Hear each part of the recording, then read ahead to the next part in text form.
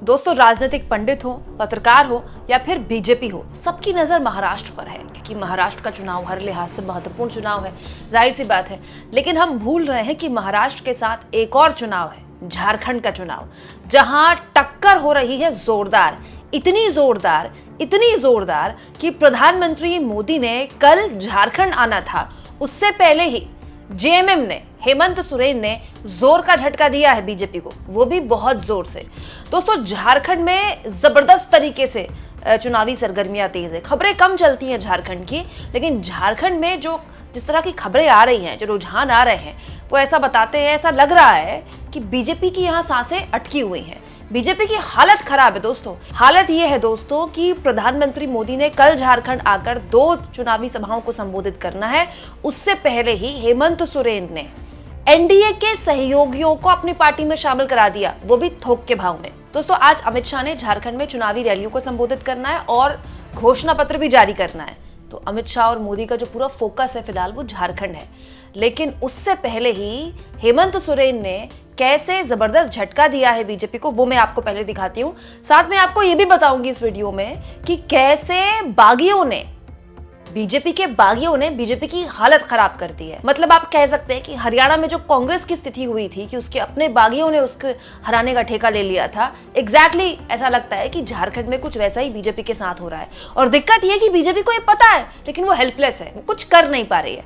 पहले जानिए कि अमित शाह के आने से पहले, मोदी के आने से पहले हेमंत सोरेन ने जबरदस्त झटका एनडीए को कैसे दिया है। दोस्तों, बीजेपी का झारखंड में सहयोगी दल है आजसू। दोस्तों, आजसू के साथ बकायदा गठबंधन हुआ है बीजेपी का, मतलब एनडीए का सहयोगी है झारखंड में। बकायदा 10 सीटें आजसू को दी गई हैं।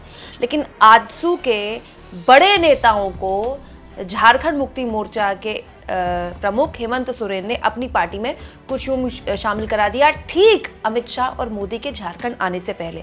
ये खबर देखिए जिसमें साफ तौर पर लिखा है कि झारखंड विधानसभा चुनाव से पहले एनडीए को जोर का झटका दिया है।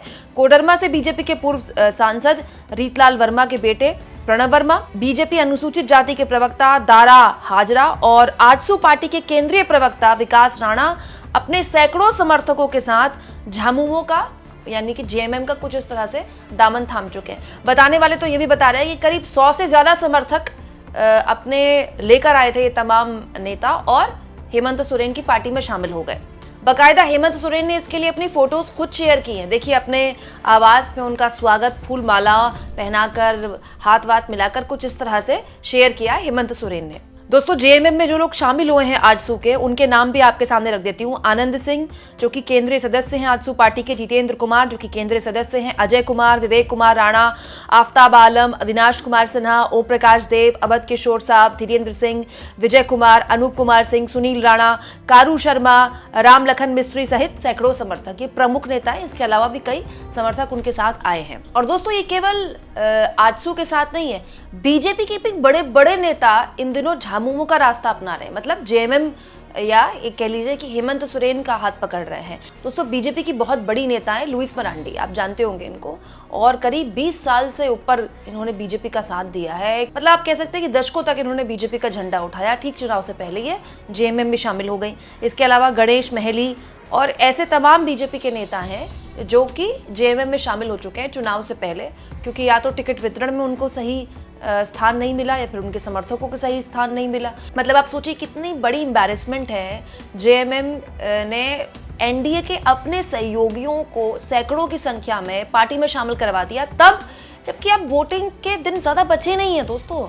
और दोस्तों, केवल अपने नेताओं का दूसरी पार्टियों में शामिल होना ही बीजेपी की सरदर्दी नहीं बना हुआ है झारखंड में। दिक्कत ये भी है दोस्तों कि कई बड़े नेता हैं झारखंड के अंदर बीजेपी के, जिन्होंने निर्दलीय पर्चा भर दिया है।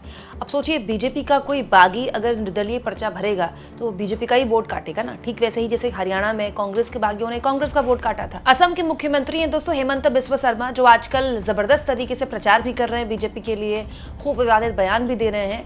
वो प्रभारी भी हैं झारखंड में बीजेपी ने उनको प्रभारी नियुक्त किया है, उनको ठेका दिया गया कि आप मनाइए बड़े नेताओं को। कुछ को मनाने में तो शर्मा कामयाब रह गए, लेकिन कुछ अब भी नाराज हैं। ये देखिए, इस खबर में साफ तौर पर लिखा है कि कईयों ने नामांकन भी दाखिल कर दिया है। हालांकि हेमंत बिस्व शर्मा जब मैदान में उतरे तो उन्होंने अपने प्रयास के तौर पर कुछ नेताओं को मना लिया, जैसे नाला से पूर्व मंत्री सत्यानंद झा और वीरेंद्र मंडल बीजेपी से काफ़ी नाराज थे। उन्होंने निर्दलीय चुनाव लड़ने का ऐलान भी कर दिया था, लेकिन दोस्तों शर्मा ने दोनों से मुलाकात की और उन्हें मनाया और आखिर में सत्यानंद झा की पत्नी को बीजेपी महिला मोर्चा का उपाध्यक्ष बनाया गया। अमूमन ऐसा होता नहीं है, बीजेपी ऐसा नहीं करती है। हाँ, ये बात सही है कि अपने नेताओं को, बागी नेताओं को मनाने का प्रयास करती है। बागी नेताओं को तो बीजेपी छोड़िए, खुद प्रधानमंत्री मोदी फ़ोन करके मनाया करते थे। हिमाचल में मोदी ने ऐसा किया था, हालांकि वो वीडियो वायरल हो गया था, बाद में काफ़ी किरकिरी हुई थी मोदी की। लेकिन मनाना अलग बात है, लेकिन मनाने की एवज में पत्नी को, बेटे को या दूसरे परिवार के लोगों को कोई पद दे देना, इस तरह बीजेपी में नहीं होता है। लेकिन झारखंड में बीजेपी को ये करना पड़ रहा है। वहीं आज अमित शाह और नरेंद्र मोदी कल झारखंड आते, उससे पहले ही हेमंत सोरेन ने झारखंड अस्मिता का कार्ड भी खेल दिया है। दोस्तों, प्रधानमंत्री मोदी को चिट्ठी लिखी है झारखंड के मुख्यमंत्री हेमंत सोरेन ने, जिसमें वो केंद्र से हाथ जोड़कर राज्य के लिए 1.36 लाख करोड़ रुपए का जो कोयला बकाया था उसको चुकाने का अनुरोध कर रहे हैं। और क्योंकि 4 तारीख को यानी कि कल पीएम मोदी ने 2 रैलियों को संबोधित करना है झारखंड में, और जाहिर तौर पर वो झारखंड मुक्ति मोर्चा और जो इंडिया गठबंधन है की सरकार चल रही है झारखंड में, उसको अलग अलग मुद्दों पर घेरते हैं। लेकिन उससे पहले ही हेमंत सोरेन ने कह दिया है कि हम आपसे हाथ जोड़कर अनुरोध करते हैं कि हमारा जो बकाया पैसा है वो कम से कम हमको दे दीजिए, हम आपसे कुछ एक्स्ट्रा नहीं मांग रहे। देखिए दोस्तों, हेमंत सोरेन ने बाकायदा सोशल मीडिया एक्स में लिखा भी है, प्रधानमंत्री और गृह मंत्री झारखंड आ रहे हैं, मैं एक बार फिर उनसे हाथ जोड़कर अनुरोध करता हूं कि वो झारखंडियों को 1,76,000 करोड़ रुपए का बकाया यानी कि कोयला बकाया दें। ये राशि झारखंड के लिए महत्वपूर्ण है।